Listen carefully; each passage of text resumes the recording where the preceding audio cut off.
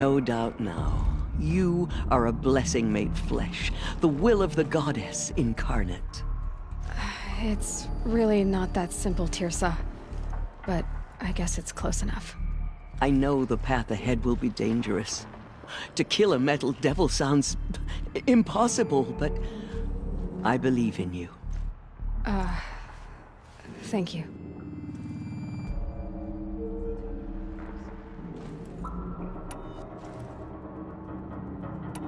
Tirsa, I want to know Rost's story. Why he was made an outcast. He never told me, said he took an oath of silence. What did he do? Oh. Yes, that.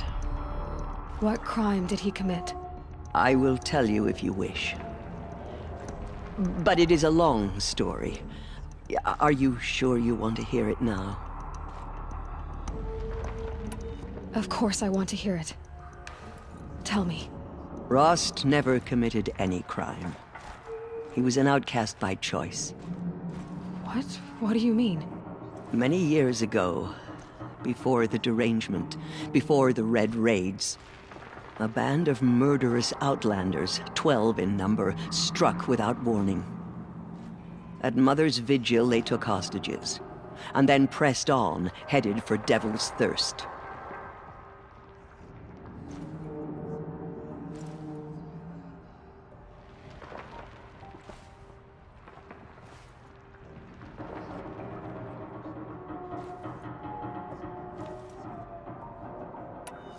Mother's Vigil? Where's that? You would know it as the Forsaken Village, near the Carja border. But at the time, many families lived there. Ross was one of them. His mate was killed fighting the Outlanders, and his daughter was among those taken hostage. His daughter? What was her name? Alana. She was just 6 years old.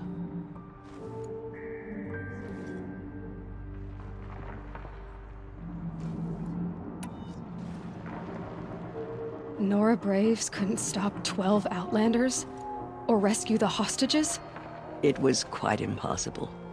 We outnumbered them, but every time a Brave came within bowshot, the Outlanders killed a hostage.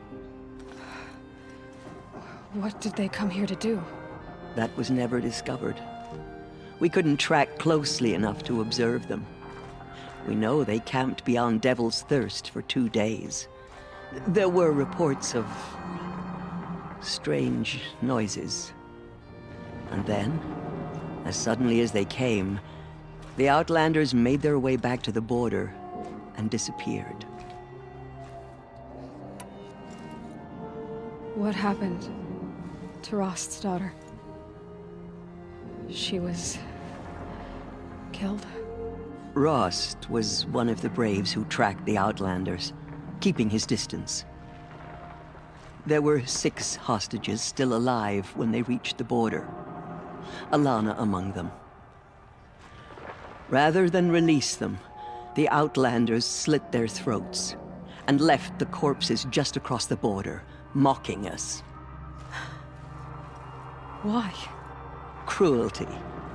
They knew the faithful Nora would not leave the sacred land to collect the bodies, let alone pursue them. They thought themselves safe from our vengeance.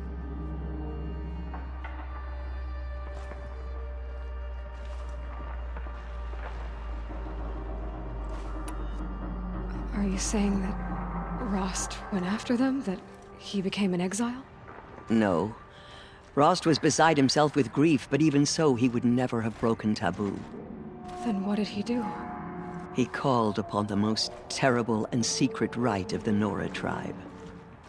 He begged to be made a Death Seeker. A Death Seeker? What is that?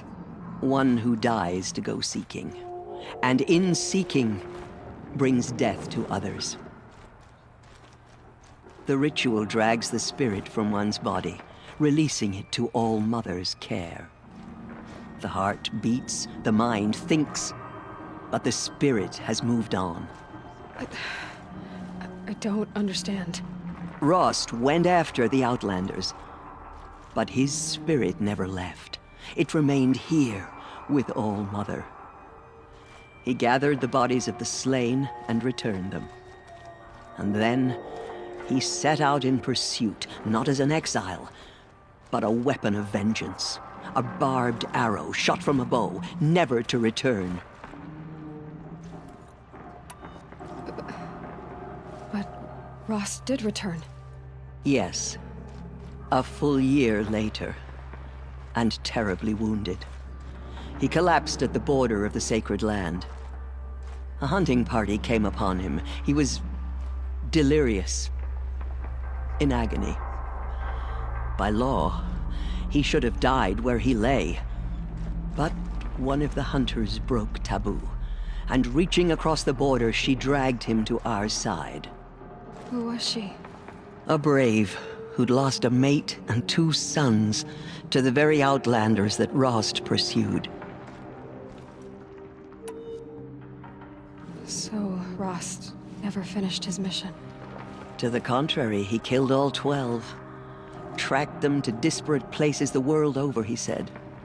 Meridian, Ban-Ur, the Claim, Utaru Land, further even, into the Forbidden West. The last he killed nearly got the best of him.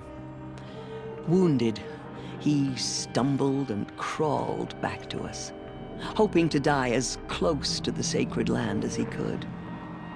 He never expected nor asked to be dragged across the border and nursed back to health. That was done to him, leaving us, the matriarchs, in a difficult position. Why couldn't you just welcome him back? Rost had been made a Death Seeker, Aloy. He no longer had any place among the tribe.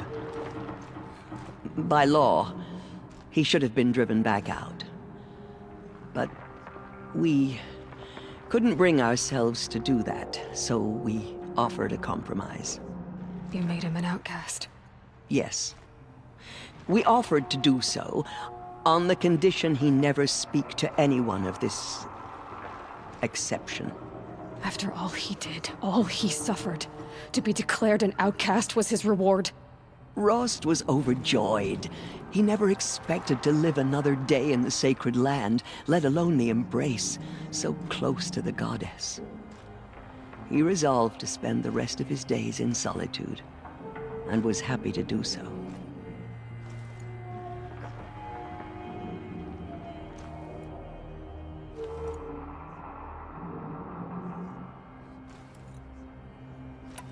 But then you found me, and gave me to him. Yes. Another compromise. The matriarchs feared you, and would not let you be raised by the tribe. And so we turned to Rost. I knew that he would take care of you, bring you up, teach you to worship All-Mother and respect the ways of the tribe. He certainly tried anyway.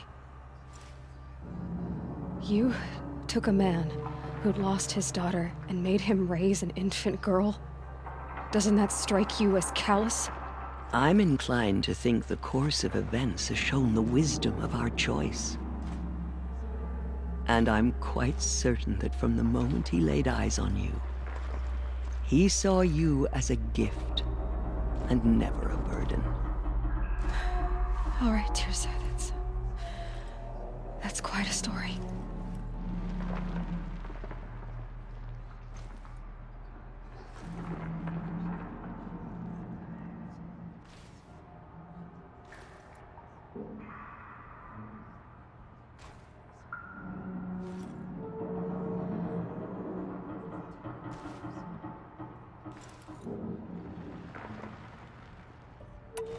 The Nora have suffered terrible losses, Teersa. What's to become of them now? That will be for the goddess to decide. Only she knows the future. For the moment, my sister matriarchs and I will see to the wounded. And as I promised, anyone who wishes to join you at Meridian, we will declare seekers. I think for the time being, we should remain here in the mountain, close to the goddess. That might be best. If nothing else, it's a defensible position.